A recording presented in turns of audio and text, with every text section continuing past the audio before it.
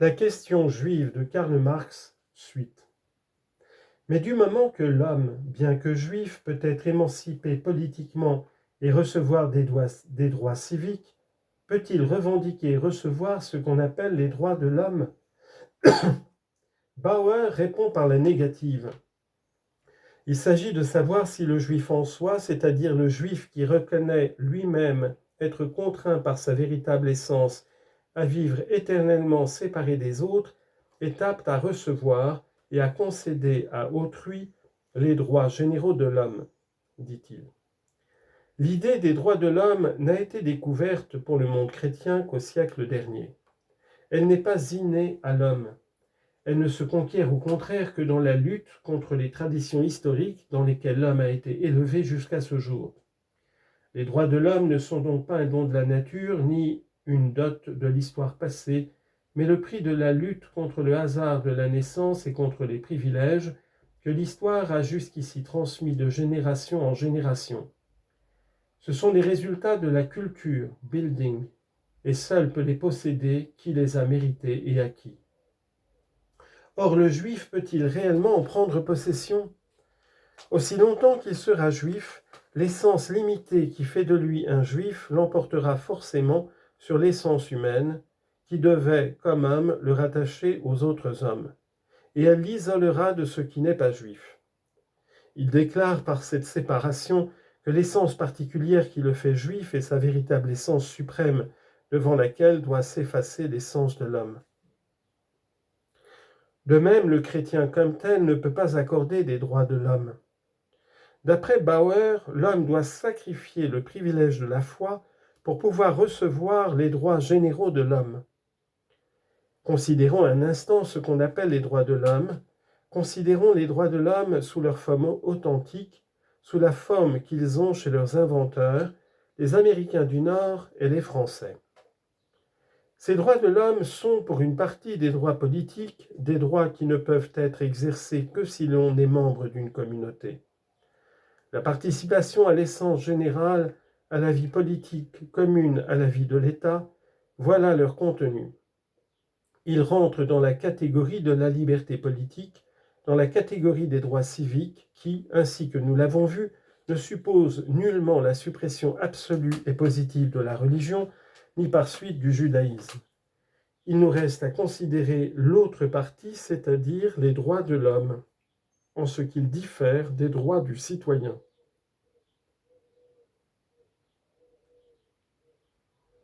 Nul ne doit être inquiété pour ses opinions même religieuses, dit la Déclaration de l'homme et du citoyen de 1791, article 10. Au titre de la Constitution de 1791, il est garanti comme droit de l'homme la liberté à tout homme d'exercer le culte religieux auquel il est attaché. La Déclaration des droits de l'homme de 1793 énumère parmi les droits de l'homme, à l'article 7, le libre exercice des cultes. Bien plus, à propos du droit d'énoncer ses idées et ses opinions, de se réunir, d'exercer son culte, il est même dit « La nécessité d'énoncer ces droits suppose ou la présence ou le souvenir récent du despotisme. » Voir Constitution de 1795, titre 14, article 345.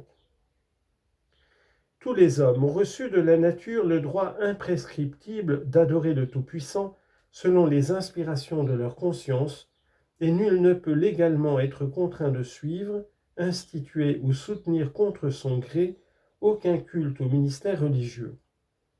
Nulle autorité humaine ne peut dans aucun cas intervenir dans les questions de conscience et contrôler les pouvoirs de l'âme, dit la Constitution de la Pennsylvanie, article 9, paragraphe 3.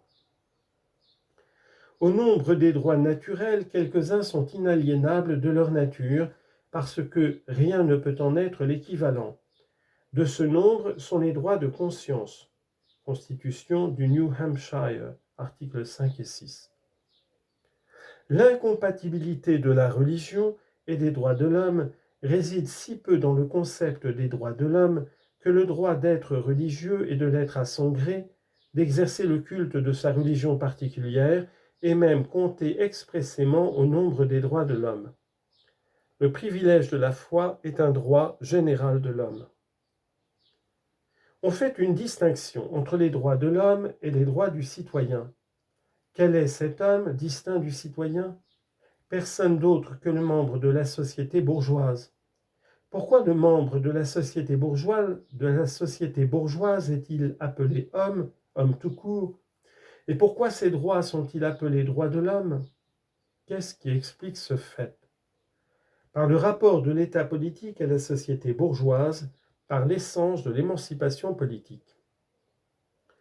Constatons avant tout le fait que les droits de l'homme distincts des droits du citoyen ne sont rien d'autre que les droits du membre de la société bourgeoise, c'est-à-dire de l'homme égoïste, de l'homme séparé de l'homme et de la communauté. La constitution la plus radicale, celle de 1793, a beau dire « Ces droits, les droits naturels et imprescriptibles sont l'égalité, la liberté, la sûreté, la propriété. » Article 2. En quoi consiste la liberté? Article 6. La liberté est le pouvoir qui appartient à l'homme de faire tout ce qui ne nuit pas aux droits d'autrui. Ou encore, d'après la Déclaration des droits de l'homme de 1791, la liberté consiste à pouvoir faire tout ce qui ne nuit pas à autrui. La liberté est donc le droit de faire tout ce qui ne nuit pas à autrui. Les limites dans lesquelles chacun peut se mouvoir sans nuire à autrui sont marquées par la loi, de même que la limite de 2 champs est déterminée par un piquet. Il s'agit de la liberté de l'homme considérée comme monade isolée, repliée sur elle-même. Pourquoi, d'après Bauer, le juif est-il inapte à recevoir les droits de l'homme? Tant qu'il sera juif, l'essence bornée qui fait de lui un juif l'emportera forcément sur l'essence humaine, qui devrait, comme homme, le rattacher aux autres hommes, et elle l'isolera de ce qui n'est pas juif. Mais le droit de l'homme, la liberté, ne repose pas sur les relations de l'homme avec l'homme, mais plutôt sur la séparation de l'homme d'avec l'homme. C'est le droit de cette séparation, le droit de l'individu limité à lui-même. L'application pratique du droit de liberté, c'est le droit de propriété privée. Mais en quoi consiste ce dernier droit? Le droit de propriété est celui qui appartient à tout citoyen de jouir et de disposer à son gré de ses biens, de ses revenus, du fruit de son travail et de son industrie. Constitution de 1793, article 16. Le droit de propriété est donc le droit de jouir de sa fortune et d'en disposer à son gré, sans se soucier des autres hommes, indépendamment de la société. C'est le droit de l'égoïsme. C'est cette liberté individuelle avec son application qui forme la base de la société bourgeoise. Elle fait voir à chaque homme dans un autre homme non pas la réalisation, mais plutôt la limitation de sa liberté. Elle proclame avant tout le droit de jouir et de disposer à son gré de ses biens, de ses revenus, du fruit de son travail et de son industrie.